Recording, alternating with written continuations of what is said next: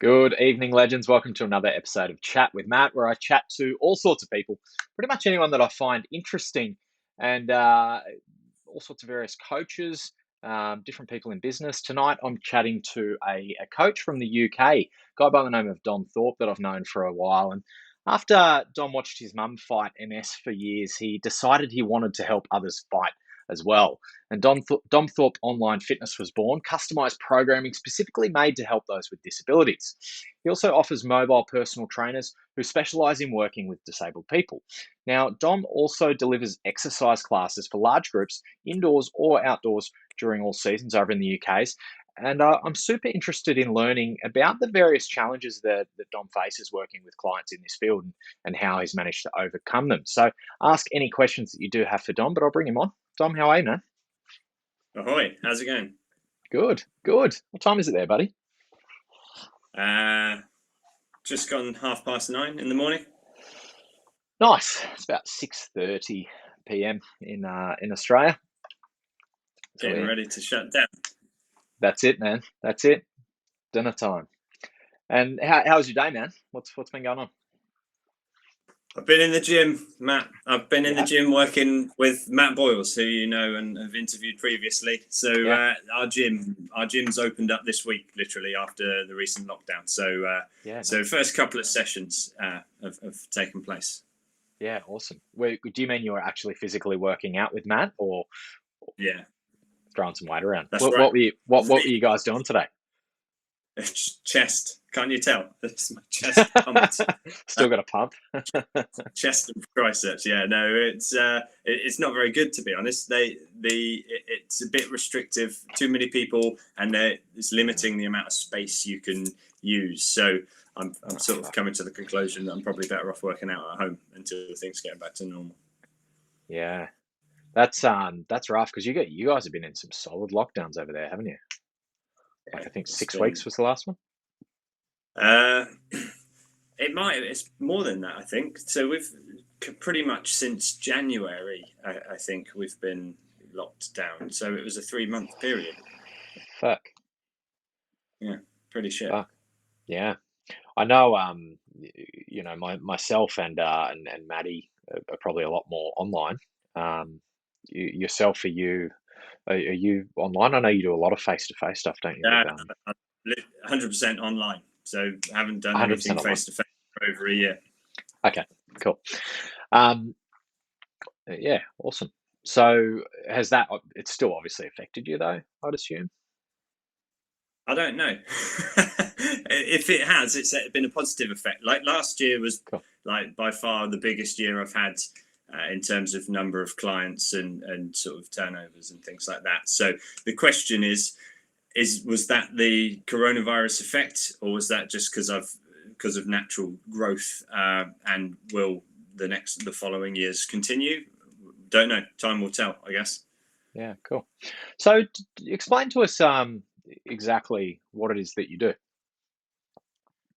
So I write programs and coach people with disabilities and chronic illnesses on how to get fit. So that looks like a couple of different things. There's like a one-to-one coaching program, which is where I'll take a client who's struggling with any sort of aspects of health and fitness, really, nutrition, weight loss, or fitness, exercise, mobility.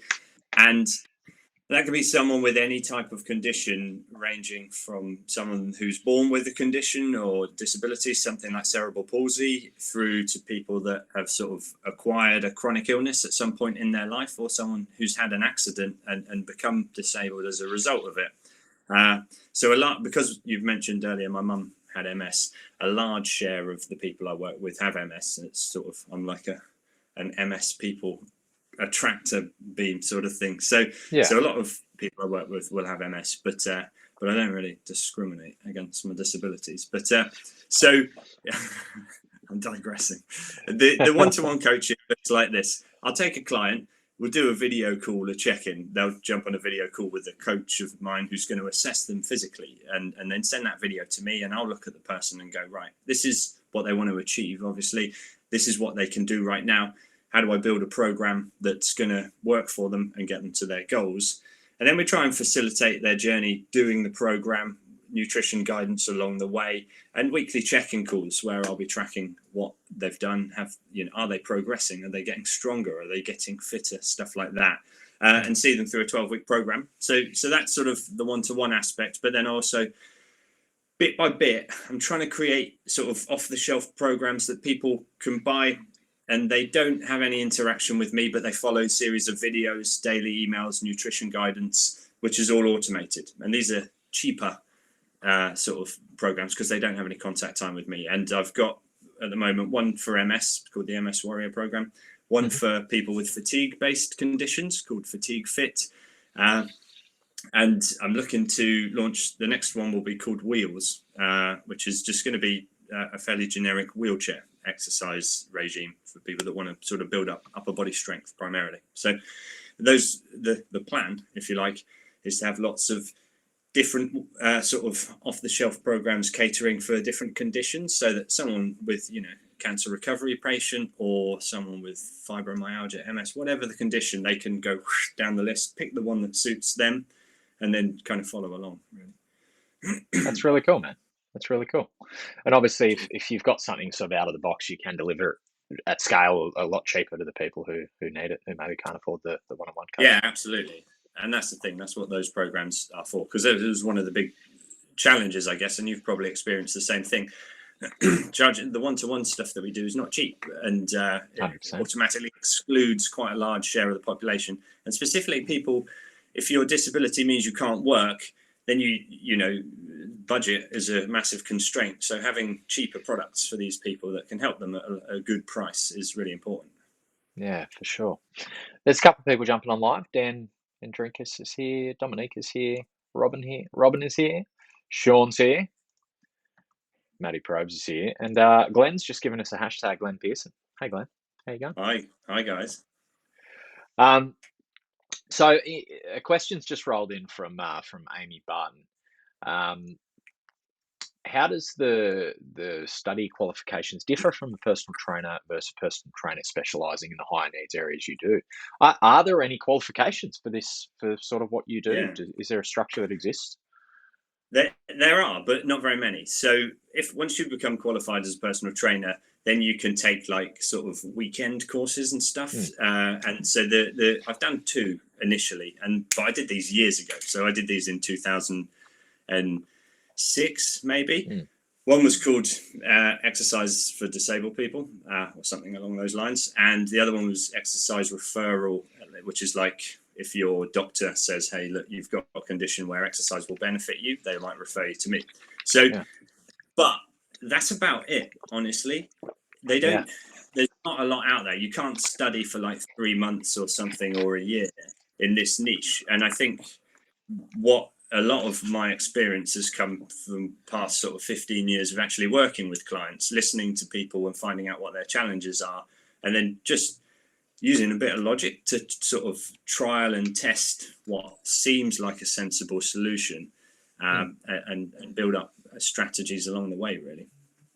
Yeah, so really you're one of the ones out on the ledge. You're the one sort of pioneering and learning and working out what's actually working, and maybe you'll be doing the qualifications for people down the line.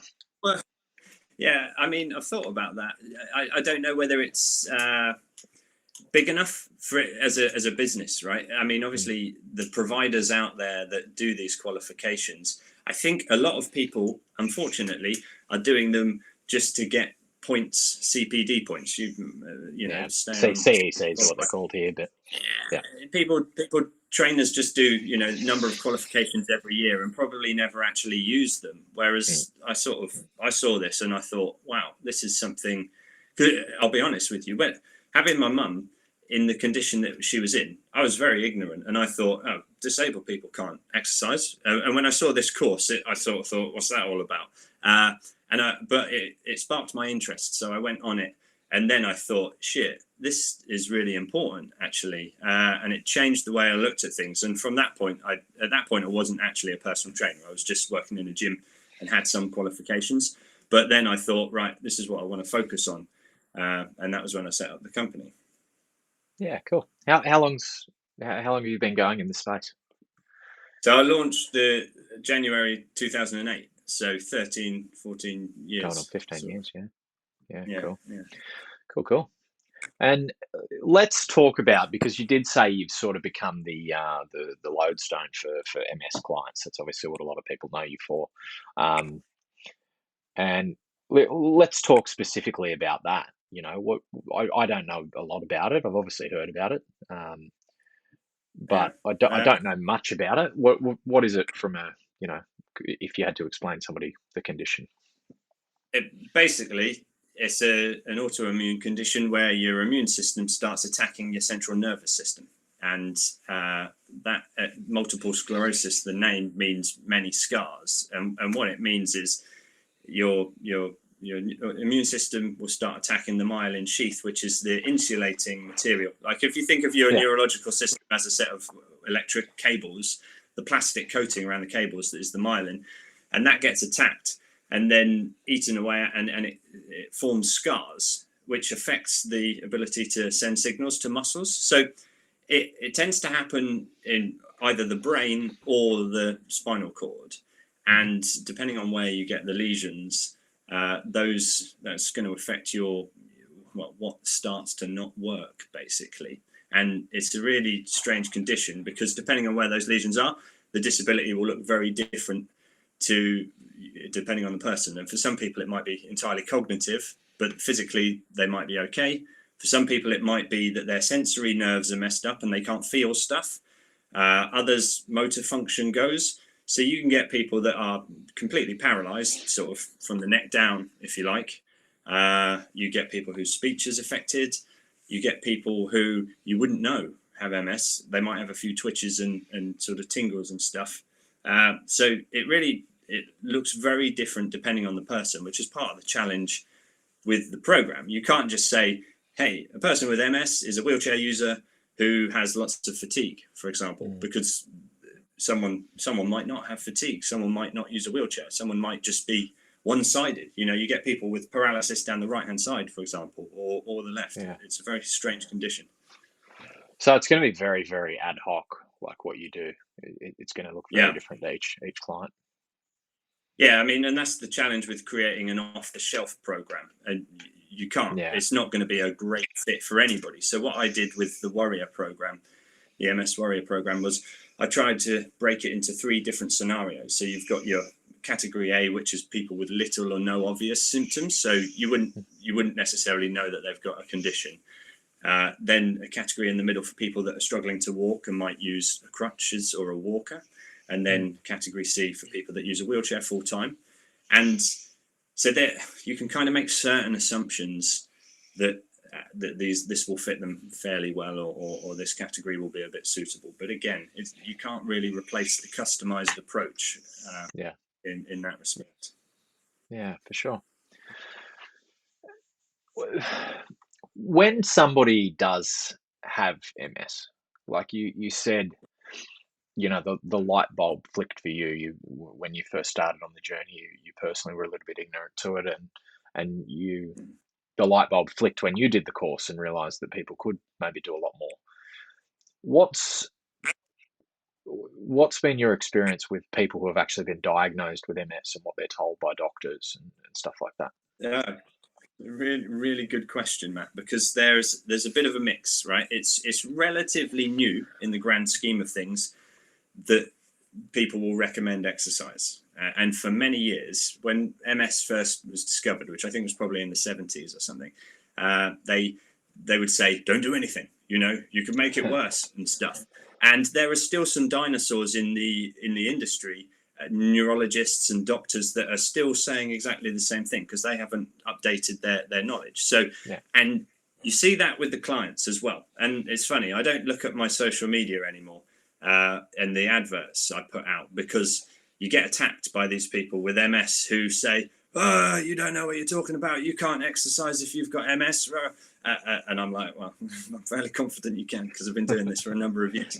But you can't argue with the person who's already decided that they've got MS and they can't exercise, right? So I just sort of, I suppose I try and educate by using examples of other people.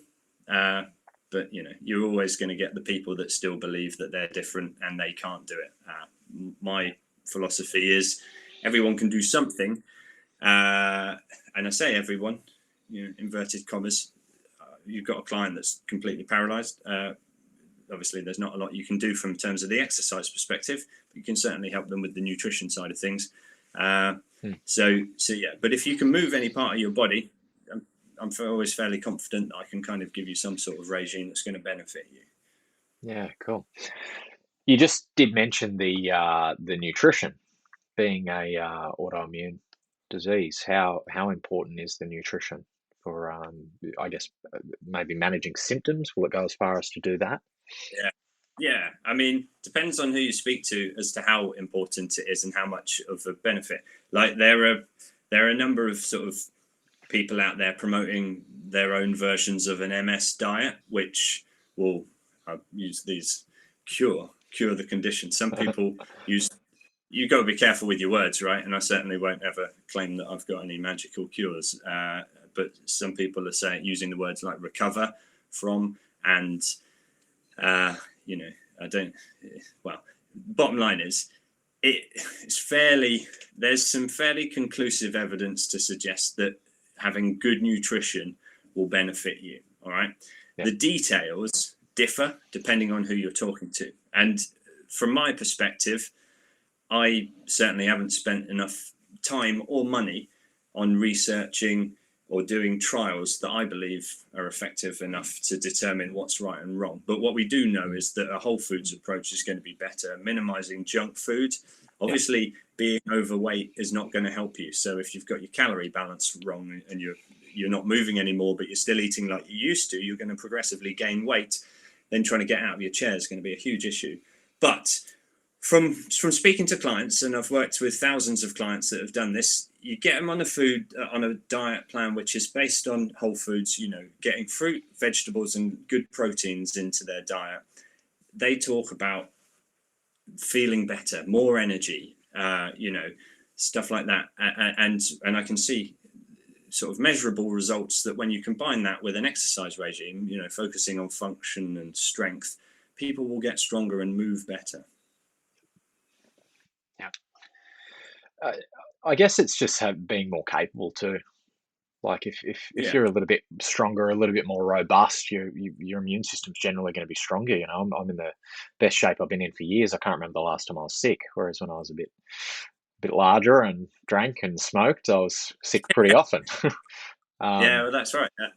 So you're right. And I imagine being in the peak fitness that you can get yourself to is going to, I guess, manage symptoms or at least slow things down.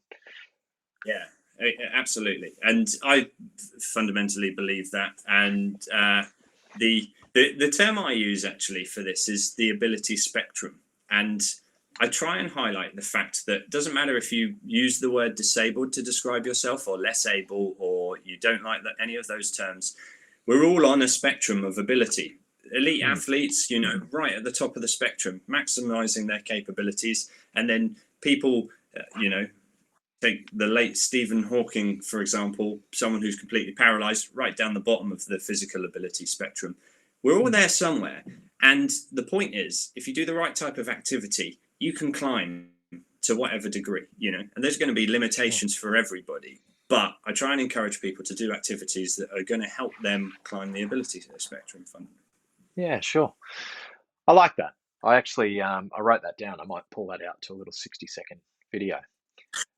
I get people slating me for it, like the ability spectrum. We're disabled. Don't try and make us undisabled, and I get people because you get the word disabled's funny, right? Some people are offended by it, some people love it. You can't win, is what I've learned. So you fucking can't win on the internet, man. No, you can't, can you? So I have to be a bit more. I don't care what term you want to use to describe yourself. These are the facts, right? And stuff. So I like it. Yeah, and I think just being real with people too. Like I imagine it's very different once you're connecting with somebody one-on-one, and you can say, look, this is the fucking facts. Like it's different. Yeah. You're not dealing with the trolls anymore. You can get a little bit more intimate with people, and those walls come down. Yeah, I mean, what I've done actually, I've cultivated a scenario where the only social media I'm looking at are actually people that already like me. So it creates this massive false illusion that everyone thinks I'm a legend. Whereas I know if I go to my Instagram account and look at the adverts or look at posts, there's tons of people slating me. So, for people, some people will slate you for whatever they can pick up. Anytime you're out on the ledge, man, you're out on the ledge. Yeah. People are gonna fucking throw rocks at you. I know. It's just the It way it sucks, is. doesn't it? Yeah. Yeah. Yeah. Sometimes echo chambers are nice. They're comfortable. Tell me about it. Yeah, exactly. Dom, my partner Dom, from the kitchen watching live, just said, Right. "What's the biggest difference challenge you face in terms of programming for a person with chronic illnesses or disability, as compared to someone without?" Uh, I think it's the time that it takes to actually put together the program. I think the considerations that you have to make, and there's this phrase that, and I hope I'm not slaying any personal trainers out there, because I am a personal trainer fundamentally and have been for a long time. But we tend to go down the route of, you need a personalized program, it needs to be personal to you and your goals, and that's right to some degree. But for the average person, everyone's goals are the same, right? You want to get fitter, you want to look better, you want to feel better, you want to make sure you can manage your weight, and the approach is pretty much the same for everyone. So you can just sort of dish out a fairly generic program, and in the safe knowledge that the client's going to be able to do it. And I can't do that. So this is why we have to have another level. We have to have that video consultation to establish, what parts of this person's body work. And I've made some screw ups in times where I've given someone a program and I've done it like I've been trying to rush or trying to get a number of people out in one time, and you've given someone exercises when they can't move one arm or something like that, and I've given them like shoulder presses or whatever, and they would just come back and go, I can't do any of these, I can't move my arm, and you're like, yeah, right, sorry, my mistake. So it's the time and attention that you have to make, and I struggled for quite a long time with the fear that I was going to write a program that wasn't going to be good enough or suitable for my clients. So I'd ask all the right questions, I'd do the video call, and then I sit there staring at the screen going, shit, I don't know what to do, and just sort of freeze and procrastinate, because the fear of doing a program that wasn't perfect for them was just stopping me from producing anything. So I sort of had to do a mind switch, and I just had to remind myself it doesn't need to be perfect on day one. And so I flipped the model and I said, here's a starting point, do these for a week, make notes, and then we'll review after week one and make any changes we need to. And that sort of gives me the option to relax and then actually produce something. And in most cases, I'll get it right. And sometimes we need to change stuff. But as long as they know that that's part of the process, it's usually all right. So I think if you level with people up front, I guess. Yeah, absolutely. Yeah. The other thing is fatigue, right? I get a lot of people whose bodies work, and you can do a 5-minute physical assessment with them and they look super fit.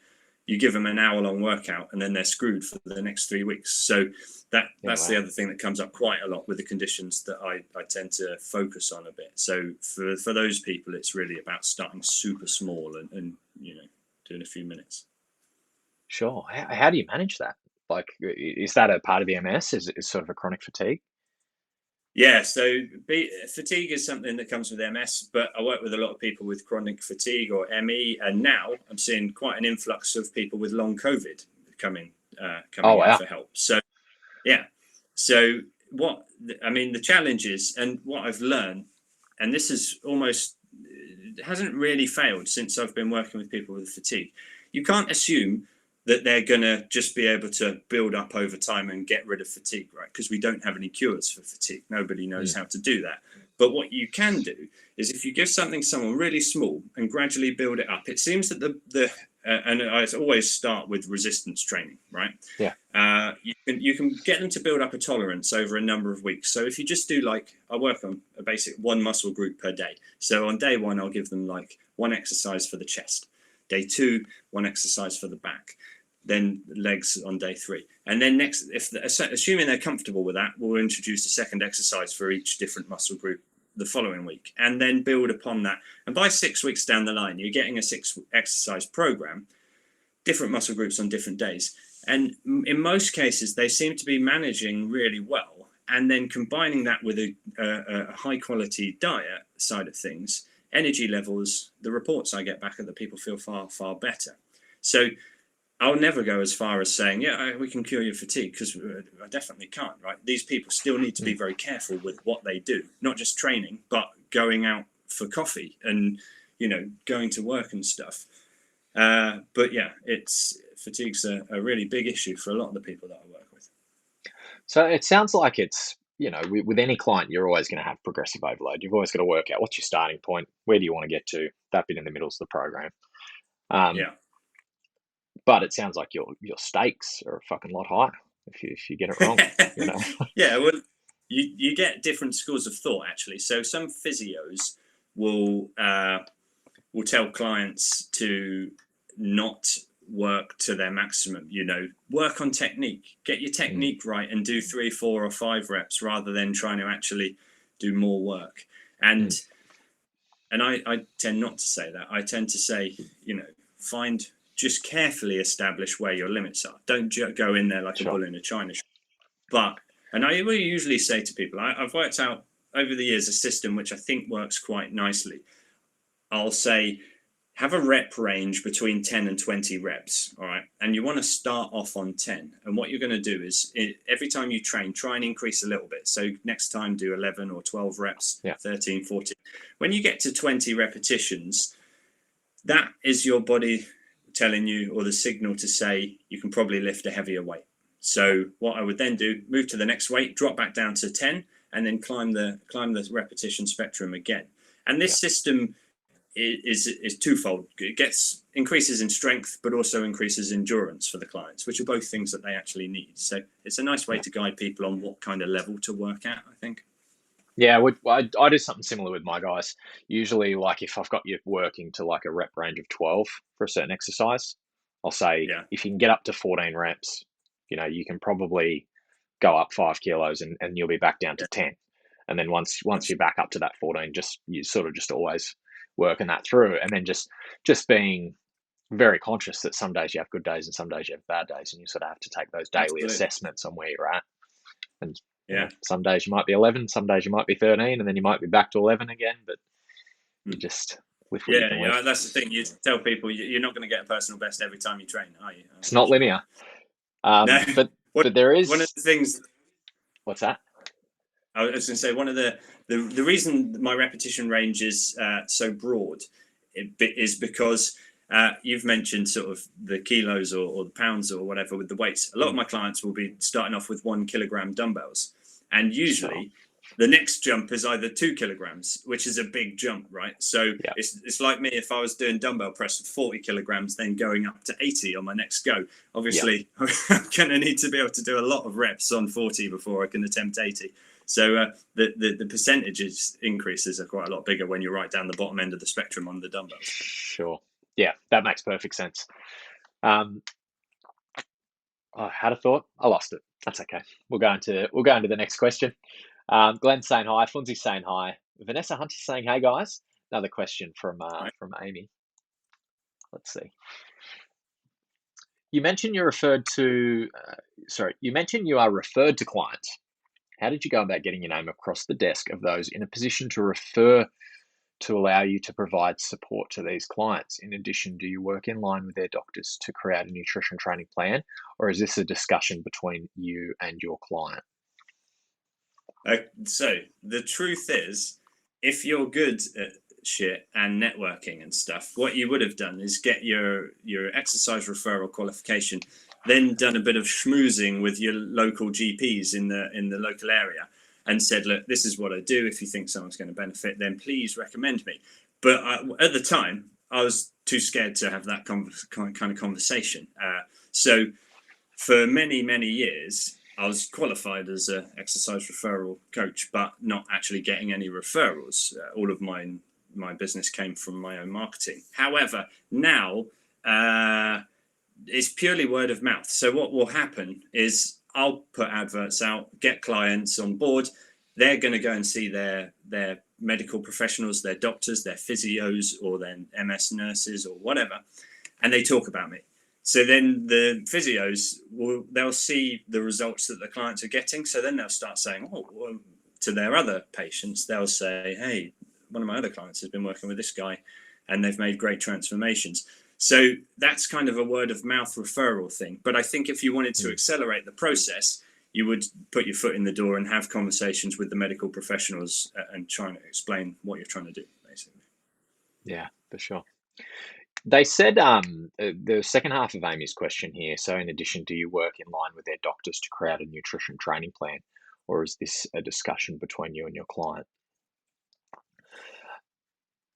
Yeah. So no is the answer to that. I've occasionally I'll have conversations with physios and I'll factor in their recommendations. But I've never actually, as far as I can remember, had any conversations specifically with a doctor. And the only time that things do have started happen is I sort of get invitations to work with charities where they'll MS Society, for example, over the past few months, every 3 months they'll purchase 30 MS Warrior programs at a discounted rate and then give them to their network for free. And so cool. what we get is the MS Societies will raise the funding, distribute it my way. I'll give the programs, but then it's quite nice actually because they will then jump on Zooms and they give me quite a lot of feedback about the program at the end of it, which means I can kind of shape it to make it better, more suitable for them in the long run. Sure. So, but I don't really. I haven't spoken to any doctors. Don't fraternise with doctors too much. In my experience, doctors don't know fuck all about nutrition anyway. Most of the GPs I've gone to, they don't know shit. They're not qualified in. They're qualified in medicine, and that's people. Their default, right? And this is the thing. This is one of the things to be careful of when you're looking at any sort of professional. People are very focused on what they know. Like I'm always going to tell people exercise and nutrition, right? Mm-hmm. A doctor's always going to promote medicine. Your surgeon's always going to want to operate on you. You don't go and see a surgeon and they say, listen, you don't need surgery, you need physio. It doesn't happen. So for anybody out there looking for advice, just be aware that everybody's going to recommend their own shit and you need to sort of use your own logic to try and determine what you think is going to help you best. Yeah. Are there people who do? You said before there were people who specialised in MS diets and stuff. Are there physios and stuff over there that specialise? That these are the people that you sort of work with? Yeah, I mean, it depends on what sort of scale you're talking about. Like there will be there's such a thing as MS nurses, which are nurses that are kind of dedicated to go around the houses of people with MS and just check up with them, make sure they're all right and stuff. They'll get referred to their neurologists who are more, I think, often specialised in sort of the one condition, perhaps. But then your doctors are, as you mentioned, general practitioners. They're very general. So you specialise. Yeah, always find a specialist if you want to achieve something. I was talking to Nick Edgerton. I had him on. I had a chat with him a while back, and he's a bodybuilding coach. And he knows he's forgotten more about bodybuilding than I'll ever know. And it was like you just understand we're both PTs. Technically, we do the same job, but it's so wildly different and such different amounts of such different specializations in knowledge that if he had a client and they wanted to do obstacle racing, I don't think he'd know where to start him. And it goes the same way. He wouldn't. Yeah. I've used Nick as a coach. I paid for his program because I wanted to get hench for my 40th birthday. And it was insightful, actually. And it was all going quite well until lockdown happened. And then I couldn't get to a gym. And I basically didn't exercise for 3 months. So any gains that I'd made prior to that, I lost, sadly. What's your IG? I want to see these photos. There's got to be photos there. Of me looking hench. Are there any jacked photos on your Instagram? Yeah, man. I've got, you want to, if you go for Instagram.com/Dom Thorpe, probably. I don't know. That You don't know your Instagram? No, because I've got many. Like I don't on my work Instagram. I tend not to put photos of me with my shirt off because Fair call. Bit of mixed messaging. Bit of mixed messaging. It's not what my clients want to see. Let me. Yeah, fair I call. can tell. I'll I'll find tell you what I something. mean. I'm pretty good at Google. I just followed you, but you're private, man. I'm jacked. I'm jacked. Let's put it out there. Here we go. Here we go. I gotta I'll see, bring man. it. Right. Incentive Fit is my get ripped now sort of Here we thing. go. I found it. All right. I've got a before and after.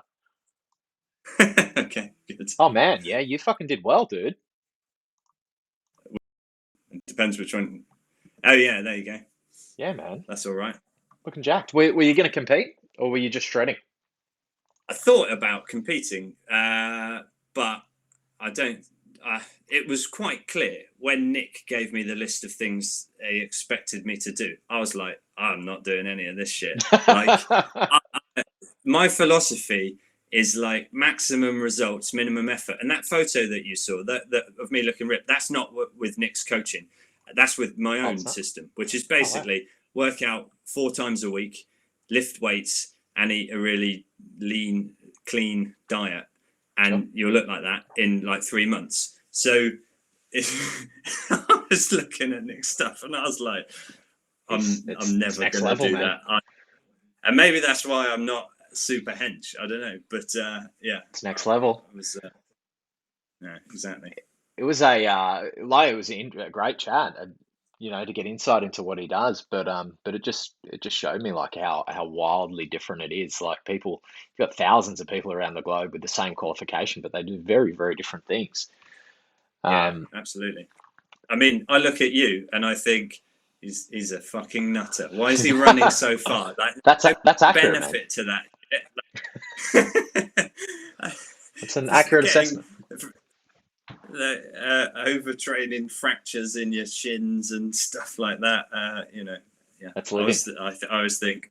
I did an Ironman in 2011. Actually. I wanted to make a mockery of the Ironman by trying to do it with the minimum amount of training possible. So I did a one run. Yeah, it's good. It's a good philosophy. Like I did 1 run, 1 bike ride, and 1 swim per week for about 6 months leading up to it, but just gradually increasing the distance. And like I finished it all right. And I thought, I'm so fucking glad I don't need to do any of that training anymore. I just thought I just want to get in the gym and do a 1 hour workout, lift some weights, and then go, 5 hours on a bike every Wednesday was what distance Ironman did you do? The full one. So you do like you so swim the 4K swim, 180 ride, 42K run. That's right. That's mental. I didn't. It wasn't an impressive time.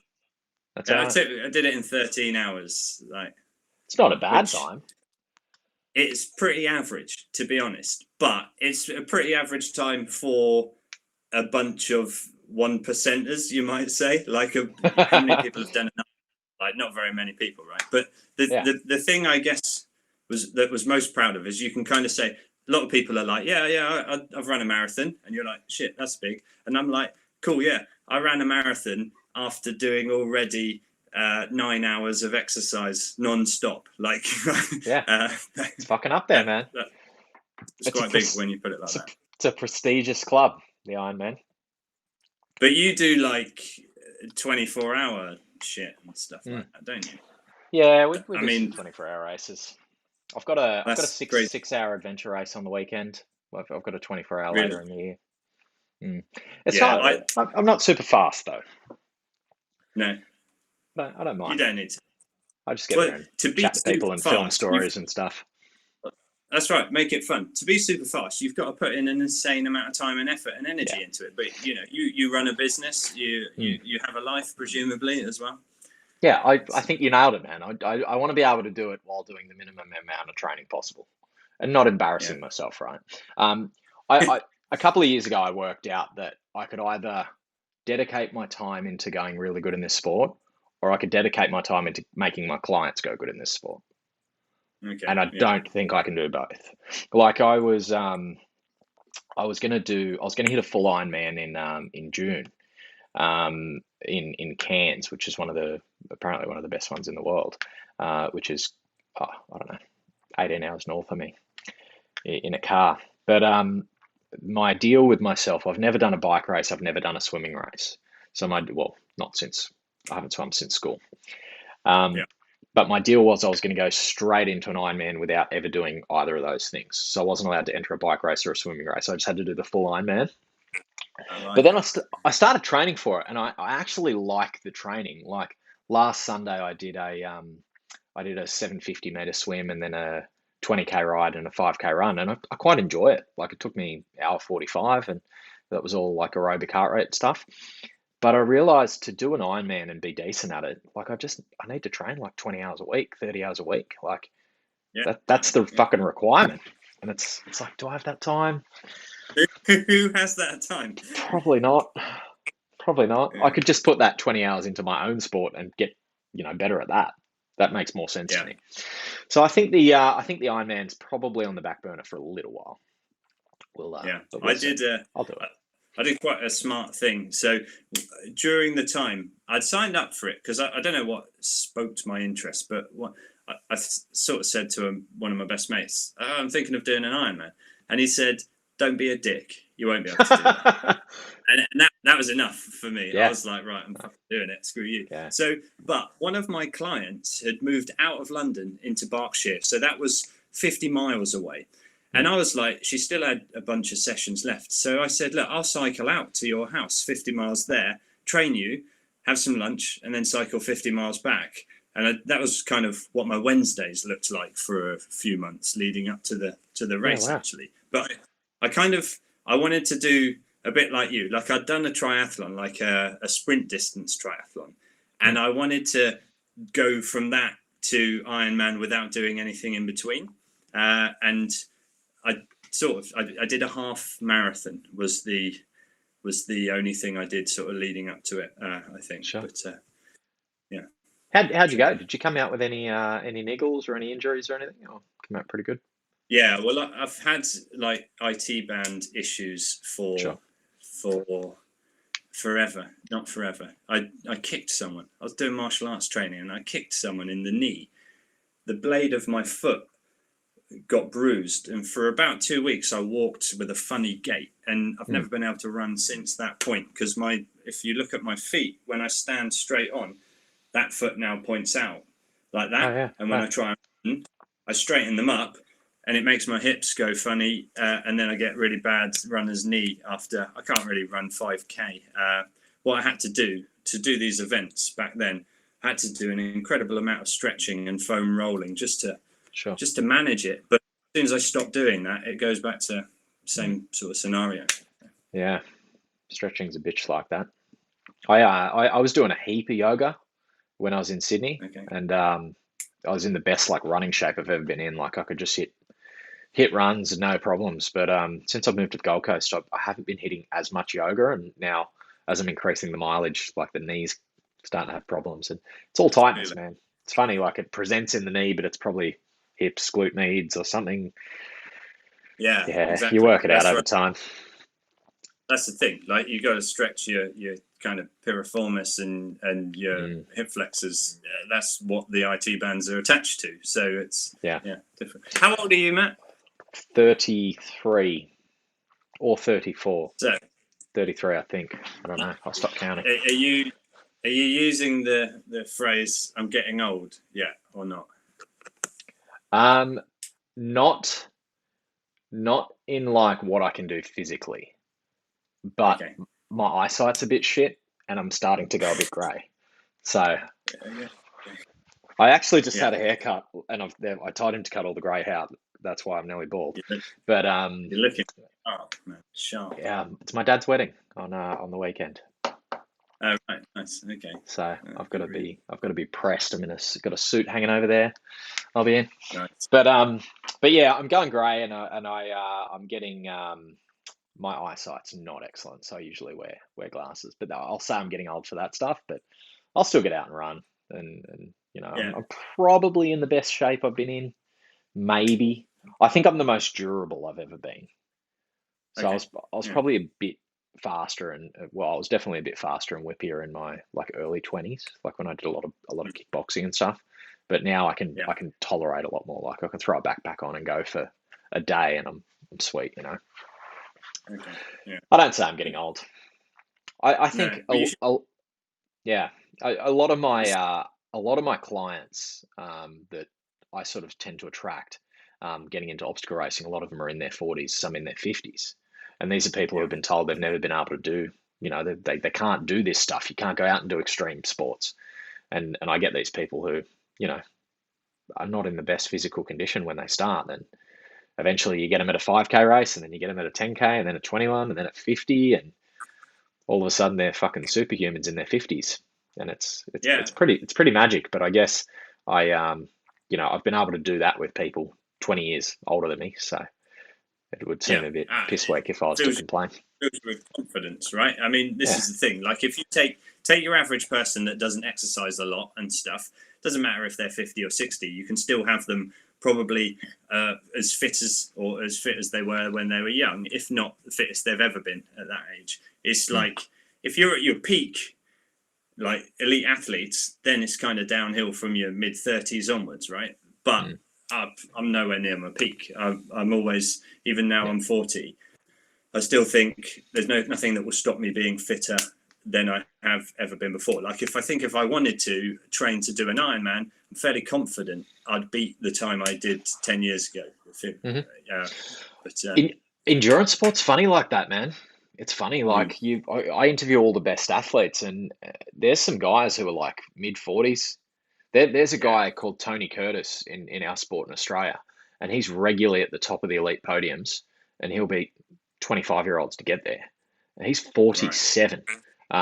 He's a yeah, fucking weapon. Like he'll do like a 5K. I don't know if you've done a Spartan race before, but he'll do a 5K sprint with obstacles in like 20 minutes. Like it's okay, nuts. that's great. Yeah, He's nice. 47. So I speak to these That's guys and I'm like, you know, there's hope for me yet. And that's sort of where I'm at with the Ironman stuff. Like I think if you look at Ironman, they do peak late. It's like yeah, yeah, it's different. It's different to like athletics where guys are peaking in their 20s. So yeah, yeah. man, you could tune up for an Ironman for sure. And that's where I'm at too. I'm like, that's a goal. I can push it out a few years. Put it on the back burner for Yeah, a I'm while. Yeah. okay with that. Let's deal with this COVID situation first, hey? Have Yeah, you yeah, yeah. So you said the restrictions have eased up over there. Is there still masks, distancing, all that type of stuff? Yeah, so they've got a roadmap of let us out of lockdown, and it looks like this. So a few weeks ago, they said you're allowed to meet other people in a garden, the rule of six, so up to six people in a garden, but you're still meant to stay 2 meters away from them. Sure. From Monday just gone, pubs have said you're allowed to come to the pub and sit in the garden. So Yeah, me and awesome. Matt have booked our Christmas drinks are booked for this Friday. So our Awesome. belated Christmas drinks. So we'll do that, and then I think at the end of April there's another change, and then I think it's meant to get kind of back to normal by about June Mm. theoretically. So yeah. What has been the impact? I know in my sport in OCR, it's a community where it's sort of weird because we all train, but then we all travel to these events. So it's this weirdly Yeah. nomadic community where it's an online community that sort of gets together for these big parties, like a couple of times a year. Okay. Cool. That's sort of how I'd Nice. explain it. What has been like I saw what happened with COVID, with all of a sudden people couldn't train together and people had to stay inside, and that was very bad. What has been the impact that you've seen directly on your clients through COVID from perhaps a mental health side of things? It's been very detrimental. Mental health, certainly, because people aren't socializing. The people that they were seeing might have been physios, doctors, friends. A lot of the people that I work with are considered high risk. So Mm, they're told stay in and shield. So yeah, there's been no socializing. But what's really interesting is the deterioration in physical ability has been accelerated because all of a sudden, things that you take for granted that keep you able, i.e., going to the local shop or getting up and going to the doctors or whatever it is, people aren't doing that anymore. They've gone from burning a few hundred calories a day, getting out and about and doing shit, to burning 0 calories from just like literally sitting on the couch or whatever. And the results are people saying, I can't walk as far as I used to be able to walk anymore.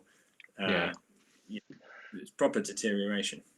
Yeah, well, that's neat, right? The non-exercise activity thermogenesis, like it's a big part of fat loss. Just getting like telling people just walk to the shops instead of driving, and all that shit just adds up. Yeah, I know, because like I found it myself actually. Like the same system that I use for getting into shape for photo shoots is basically 3 months of, I've got a basic diet plan that I'll stick to, and I'm so religious with it. I know it works every time. It did not work during lockdown because all of the usual shit that I was doing, I just wasn't doing, and that actually, I know I've been saying it for a while, but that highlighted the power of NEAT for me. I was like, it's huge. I'm not going anywhere. I'm rolling out of bed into my desk, which is like 2 meters away. It doesn't burn any calories. Yeah, it's a big thing. We've got a couple of people jumping on. I've been seeing comments rolling in for a while. Can you see the comments, or can you only see them when I bring them on screen? No, I see them, I think, when you bring them on screen. You've just got them on screen. So Andy Reid runs a organisation maybe over in the UK, OCR Adaptive Athletes. I did say that. I think we're connected on the Facebook, I believe. Yeah, Andy's been watching my stuff for a while. As I said, there's a big movement. They have like para adaptive waves over in the US. It's big. We've been talking about trying to get that sort of thing happening in Australia. There's a couple of people. One of my clients is actually on the committee for trying to get that happening. It's pretty amazing when you see somebody who has maybe been told they have something that they can't do, and they get out and do something like a Spartan race. It's pretty amazing. Yeah, man. Yeah, absolutely.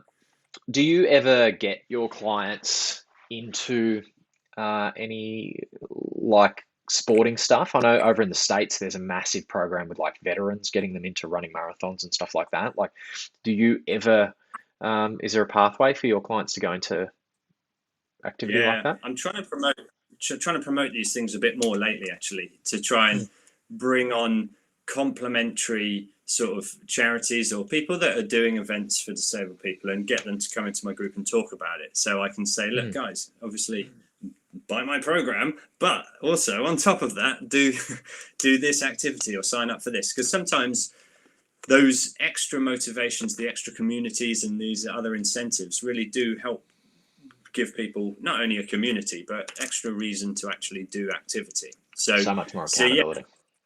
That's right. So I've just started to try and network a bit more and bring on board people and do interviews like this, actually get people who are running events to come and talk about them. And I can say to my guys, go on, because I've got there's about 7,000 people in my Facebook group, and then I've got like a mailing list, 15,000 now. So these are all people that are looking for stuff to do. That sort of segues into another question from Glenn. Do you have clients in other countries? Those 7,000 people, are they worldwide? Yeah, so the majority will come from England, America, and Canada. The Australia time difference makes it slightly challenging, actually. And then random countries in Europe and sort of Asia and stuff. But the majority are English-speaking countries. But location isn't really an issue. Yeah, cool. I'll keep you in mind now that you've said that. If the adaptive waves end up happening over here for Spartan and stuff like that, I'll let you know. So you can sort of push them out to your community and see if anyone's interested. Matty Probe says it must be incredibly rewarding to see your clients improving and feeling better. Yeah, man, definitely. And it's like, I don't want to say it's more rewarding than helping able-bodied people, but it probably is. I don't know. I would say it definitely is, because and sorry to cut in there, but when I was just a PT and I was just helping people lose fat or gain muscle, now I'm getting people into these events and showing them they can do things they never thought they could. It's more rewarding than it used to be. So I look at what you do and I'm like, yeah, that's definitely, you got to sleep pretty nice. Well, this is it, and you're like, it's the phraseology and the way people thank you, right? So Yeah. you've highlighted it there, getting people abs and stuff like that. Is that life changing? Not really, because I get into shape. I get abs every so often, every few months, and then you lose them again. It doesn't make a huge difference to my life, apart from I can show you a good before and after photo, right? Who Yeah. cares? Who cares? But like yesterday, I got a message from one of my clients who just said, he said, I know I sound like a broken record, but you really have improved my life. Like, and I was like, dude, I don't mind saying as much as you want. You know, I love that shit. So yeah, it does. Yeah, definitely, man. Definitely. Dion's surprised about something we said a while back. I don't know. Sean Losham. Sean's another guy that I've known just recently. Met him when I moved up to the Gold Coast. He's 53, and was not looking after himself. Let's say that, and has gotten into exercise and fitness, and did his first obstacle race the couple of weeks ago, and he can't believe the stuff that he's doing. It is good when you see people look after themselves and get them to the point where they can do things they never thought they could do before. Amy, one more question. How did you support your clients and training throughout COVID with the gyms closed? Did you have to change the way you did things much? I mean, the majority of my clients will do home workouts anyway, Sure. just because it's easier. And gyms are not well catered for people certainly using wheelchairs or with mobility issues. So for most people, it was the same sort of stuff, you know. With that sort of thing, like you said, your clients might be using 1 kilo weights or 2 kilo weights. Do you, like, when you get a client, do you say, okay, this is what I need you to go out and buy? Like, do you sort of have to? Yeah. Do you get them having to go and get stuff, or? Yeah. It's like the first question that I get asked when someone buys a program. It's like, what weights should I get, Dom? And I'm like, I don't know. I've created a video for them. So to preempt that question, when they sign up, I said, the next thing you're going to ask is what weight should you use? And here's an explanation. And I kind of say, I use that 10 to 20 repetition range. And I say, you need a weight, and it's going to vary for everybody, where you can do roughly 10 repetitions on a given exercise. But then you've got to say to them, people think, or most people will assume, you get one weight and you do all of your exercises on that weight. And obviously, when you're doing a dumbbell press, you're going to lift a hell of a lot more than if you're doing lateral raises, for example. So trying to convey that message and saying to people, you'll need different weights depending on the exercise you use. And I say to people, if you're going to start out, you probably want one weight and then another, or one set of dumbbells and another set of dumbbells, which is roughly twice the weight of it. Because if you're doing a compound movement, so I assume you know what a compound movement is, but compound's when you use more than one joint, so a shoulder press or a pull or a row, versus the isolation where you're just using the single joint. The compound movements are usually the strongest, so they're the ones where you're going to need the heavier weight, and your isolation, you'll be using the sort of the lighter equivalent. So because I've just kept seeing people use the phrase, oh, I'm really rubbish at this exercise, or I'm really rubbish at that. And I'm like, no, you're not. You're not meant to use the same weight on that exercise. You're meant to be, it's a small muscle that you're working. So that's another video that's very early on in the programs. Yeah, cool. Glenn saying on you, Sean. Giving Sean a bit of love. Corey's in live but late to enter, mate. It's been great having a bit of a chat to you today, and learning about what you do and how you do it. Is there anything that we sort of haven't covered that you'd maybe like to raise? Anything you can think of? About me? Nah, I've got questions for you, man. What have you got? Throw them at me. We haven't talked about you. I don't know. How's your training been since lockdown? I know you haven't been the same lockdown for you guys, has it? No, we've probably been, I would imagine, one of the luckiest countries on the planet. We just got real strict with like not letting anyone fly in. We're obviously a fucking island. You know, it's pretty hard to row here. So yeah, we're pretty lucky. We went into, like, we've been having these little snap lockdowns. So like a COVID case will pop up. Often it'll come out of like hotel quarantine or something. And then they'll go, fuck, everyone stay home for 3 days. And we'll have these like little snap lockdowns. and then they'll contact trace it all and then go, all right, it's sweet. You can go outside now, but wear masks for 2 weeks or something like that. So we actually, I think masks finished today. We like had a little snap lockdown a couple of weeks ago.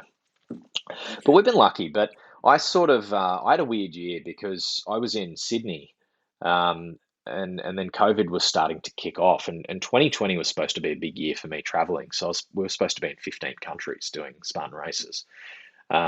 So we were all over Asia, US. I think we were going to drop over to Europe once or twice. Um, and yeah, COVID just sort of fucked it all up. So I always wanted to move to the Gold Coast, which is another state, but about 10 hours north of Sydney in a car. And yeah, I thought COVID, we were locked down anyway, so may as well move state. So I moved state. Training sort of dropped off a little bit. I sort of lost my way a little bit, but I think that always happens. Like if you have a big move, new routines, and it takes a little bit of time. Yeah. I got a face-to-face PT for a little while when I got up here, and he sort of helped me just put some good habits back in place. And then yeah, I've been training pretty well since the last probably 6 months. I've been pretty consistent. I had a big training block for the 24-hour enduro. So I had a really big March. I had about 150 Ks worth of events in March. So I was training reasonably hard for that. And then I started to drop a few balls with business. I wasn't connecting with people online like I usually would be. So now I'm sort of backing off the training a little bit, trying to focus on business again. So, man, you've got the entrepreneur, the juggle, Difficult balance, isn't it? Yeah. Always, dude. I don't think there's such a thing as balance. I think different things just get your priority and you focus on them for a while and then you go. It's this and that, doesn't it? So there's a good analogy in one of the books that I think it might be like The One Thing, maybe, or something like that. And he talks about balance, and he refers to the ballerina on the tiptoes sort of thing. And they say from afar it looks like it's perfect balance. The ballerina's just there, but if you look very closely, it's lots of different microscopic movements from one way and corrections. Yeah, and this same with handstands. You watch someone doing handstands and their fingers are like pulsing and stuff. Yeah, exactly. So and work and life and training and stuff always fluid. And I try and say this to my clients, right? Some of them will panic if they have a week where their training's a bit crap and they've had like some sort of big thing to do at work, and I'm like, no, that's reality, right? The difference is once that's out of the way, get back into the game rather than thinking you failed and you should give up. Yeah, 100%, man. I usually say to somebody, like, if I've got somebody on a 12-week program, chances are pretty high they're going to have one bad week where work's going to get busy or the kids are going to get sick or they're going to go on holidays or something's going to fucking happen, and if I train someone for a year, they're probably going to have a bad month if you look at the numbers. So it's just when you fall off the horse, how do you get back on quicker rather than sitting around feeling sorry for yourself? So yeah, it's good. If you beat yourself up about this shit, then that's when it's really bad. You've just got to kind of acknowledge it and move on, really, haven't you? Definitely. What else you got? You got any other questions for me, man? Or when are we going to get you to a Spartan race? I'm going to come over to the UK and I'm going to get both you and Matty Boyles, and we're going to put on some stupid fucking costumes and we're going to run a Spartan race. Mate, I'd do it. I'd need fair warning because I did try an obstacle race, which was it was like men's health survival of the fittest, and it was a 10K in London. It was really good fun. I had to pull out at 5K because my knee I just couldn't run anymore. It's a barrier. If I have fair warning, I'll do some IT band stretches and stuff like that, get myself prepped up, and then I'll probably be able to go the distance. If I'm coming to London, if I'm coming to the UK, you'll get some warning, definitely.